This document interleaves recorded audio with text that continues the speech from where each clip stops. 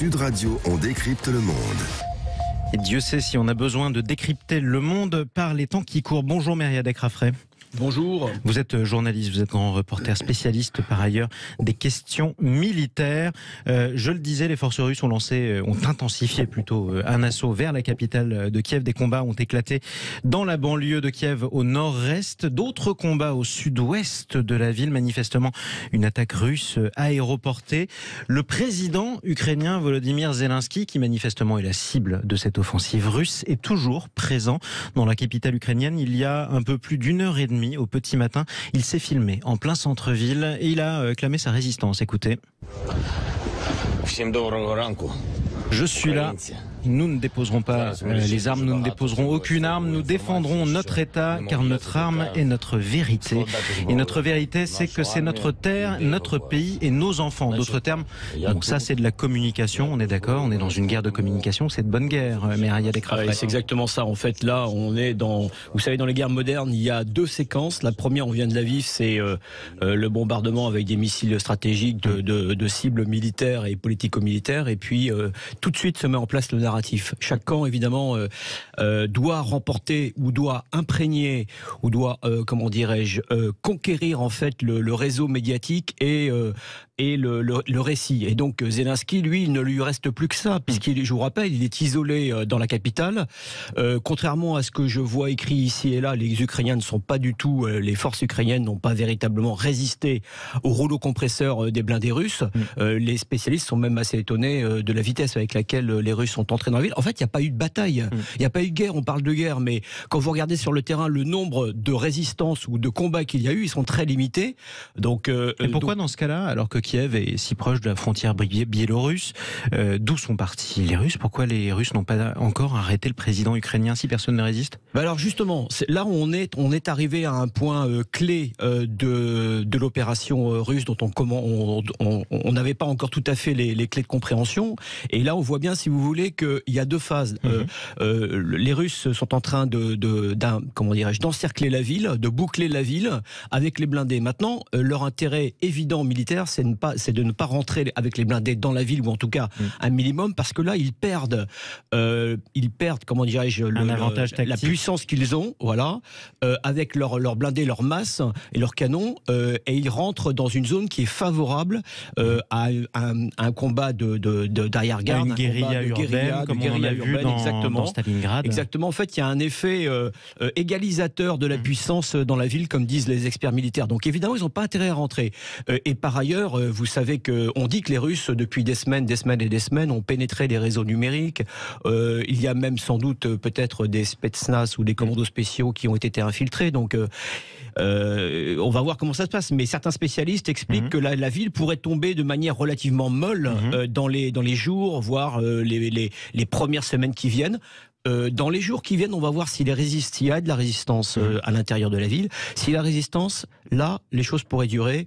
Et voilà. Donc on va attendre de voir ce qui se passe dans les heures qui viennent. Donc on est en pleine guerre de communication, ça on le redit, et ça c'est vieux comme le monde. Les autorités ukrainiennes multiplient les vidéos martiales. L'ancien président Porochenko qui prend les armes, qui montre comment il se sert d'une Kalachnikov avec ses camarades, des civils qui s'engagent d'ailleurs, qui prennent les armes alors que ce ne sont pas des soldats. Comment on peut savoir quelle est la réelle capacité de résistance des Ukrainiens face à cette agression russe? Alors, en fait, je pense qu'il y a deux sujets. Le premier, c'est que vous savez ce que le mot Ukraine, ça veut dire frontière en réalité. C'est la marche. Voilà, la marche, exactement. Vous avez raison. Donc, ce pays n'est pas un pays éthiquement homogène.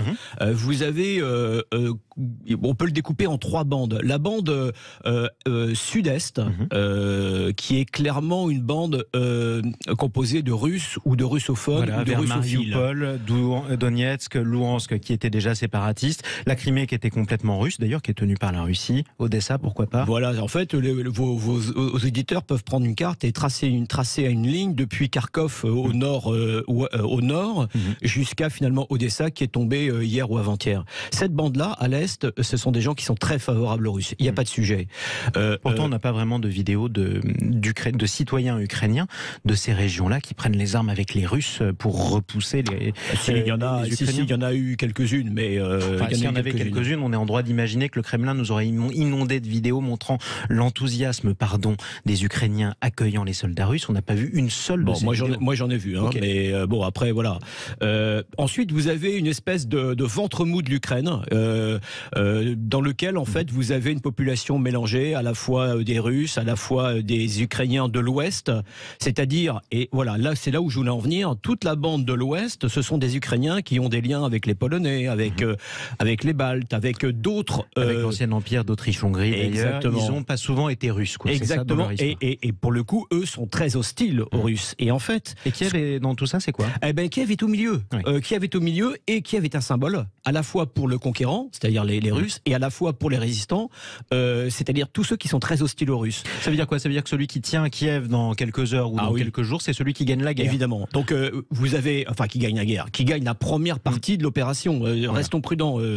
Voilà. Donc vous avez aujourd'hui, si vous voulez, on ne sait pas, on ne mesure pas quel est le potentiel, quelle est la capacité des Ukrainiens à anti-russes à être restés dans la ville et à vouloir résister. Moi, ce que je constate d'un point de vue très factuel, c'est que les Russes sont rentrés quasiment comme dans du beurre en Ukraine. Alors il y a une raison, comment dirais-je, militaire, c'est que l'armée ukrainienne est une armée qui est pas très bonne, hein, il faut dire les choses telles qu'elle est. Elle n'était pas vraiment réputée. Petite armée, également très, comment dirais-je, très handicapée par les 8 années qui viennent de se passer. Cette armée était essentiellement positionnée à côté ou sur la ligne de front entre l'Ukraine et le Donbass. Elle était encalminée dans ses tranchées. Ça veut dire quoi? Ça veut dire que les Ukrainiens en fait attendaient l'attaque massive, un peu comme l'armée française attendait derrière la ligne Maginot, alors qu'en fait elle s'est fait attaquer par le nord, par le sud et un peu partout ailleurs. Oui et non, Jérôme, puisqu'en fait ils n'avaient pas le choix. Ils devaient faire face en fait à l'autre armée, l'armée de la rébellion de la République, des deux républiques du Donbass autoproclamées. Donc ils étaient obligés en quelque sorte de faire face à cet ennemi-là, et ils avaient perdu l'habitude en particulier de manœuvrer et de combattre. Le moral, disait-on, était très mauvais. Et par ailleurs, il est aussi avéré qu'un certain nombre d'unités ukrainiennes lors de l'offensive des Russes vers Kiev ont déposé les armes devant les Russes, se sont rendus. Voilà ce qu'on sait aujourd'hui. Il y a eu quelques combats en particulier pour la prise de l'aéroport qui se trouve au nord-est, sur la rive droite du Dniepr, au nord de Kiev, dont le nom m'échappe à l'instant. Il va revenir. Et là, effectivement, on sait qu'il y a eu des combats assez importants. Il y a eu des combats importants à Tchernobyl aussi, toujours au nord de Kiev, mais un peu plus à l'ouest. J'ai pas cette information.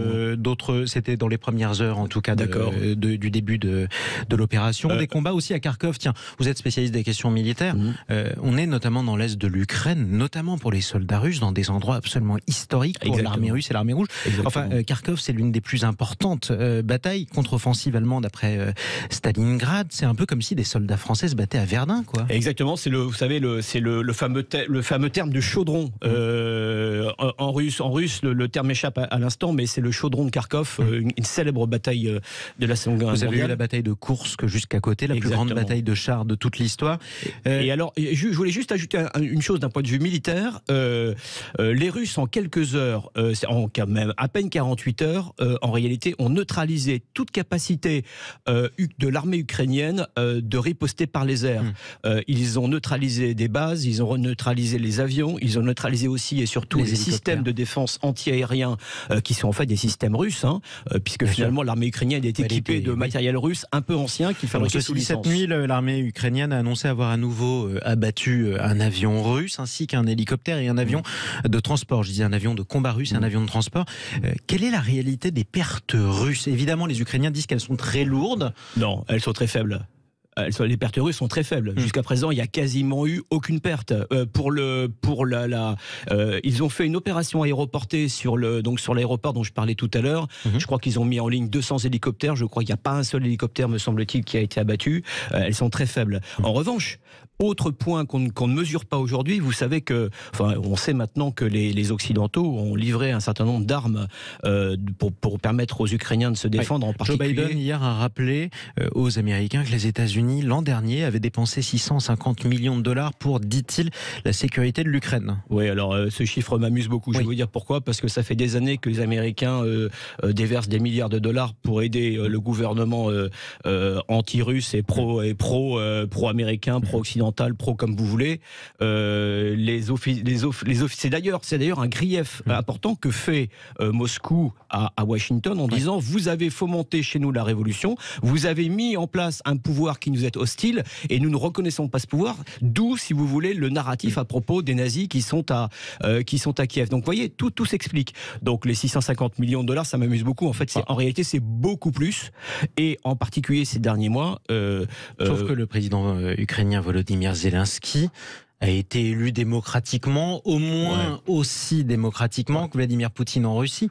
Bon, après, dans tous ces pays-là, ça vient. Donc moi, je rentre pas dans ce débat. Ce qui est clair, en tout cas, d'un point de vue militaire, c'est qu'il y a, on ne sait pas exactement de quoi disposent les Ukrainiens pour résister. On sait qu'il y a eu des livraisons de missiles anti-chars tout à fait modernes, de systèmes de communication parce que sans communication, c'est difficile de faire la guerre. Surtout quand vous êtes bombardé de partout. Voilà. Donc, on va voir aujourd'hui. C'est ça qu'on ne mesure pas encore, Jérôme. C'est Jean-Marie, excusez-moi. Je vous en prie.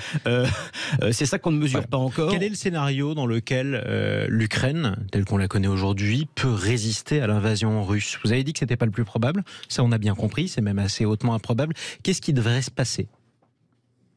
Moi, en fait, le scénario le scénario finalement optimal pour les Russes, je parle des Russes là, c'est que ça c'est le scénario optimal pour les Russes. Pour les Russes, je vous demande le scénario du sauvetage de l'Ukraine. Pour l'instant, c'est le scénario qui semble le plus probable. Ça, je dis bien pour l'instant. Donc pour l'instant, c'est que la moitié de l'Ukraine finalement soit contrôlée par les Russes, que les Russes installent un pouvoir à eux à Kiev, et que finalement il y a une espèce d'Ukraine à l'ouest qui reste plus ou moins indépendante, hors de contrôle des Russes, et qui est une espèce de partition de fait qui s'instaure. Donc un pays coupé en deux. Oui, voilà. C'est le scénario pour l'instant, je dis bien, restons prudents, qui semble se dessiner. Un pays coupé en deux par la force, en Europe en tout cas, ce serait la première fois depuis 1945 avec l'Allemagne ou encore avec l'Autriche. En tout cas, restez avec nous, Mireille Decrafré, on va continuer à suivre la situation minute par minute d'ailleurs, puisque les Russes, vous l'avez dit, progressent vers Kiev. Kiev d'ailleurs, où on sera en direct sur Sud Radio juste après le journal de 8h en compagnie d'un Français, un citoyen français qui est sur place. Il témoignera avec nous et puis vous serez là pour analyser ce qu'il pourra nous rapporter. Restez avec nous, on va continuer à suivre la situation mais dans un instant, tiens, on va faire le point. Comment ça se fait qu'aujourd'hui on soit en train de commenter la future chute de Kiev alors même que pendant des semaines on n'a rien voulu voir venir? Ça s'appelle le biais de confirmation. Et c'est Jean Dorido qui vous explique ça dans un instant. Juste après, on va quand même faire un point pour prendre soin de votre santé et se changer les idées. Ce sera avec le docteur Roger Rua. À tout de suite sur Sud Radio.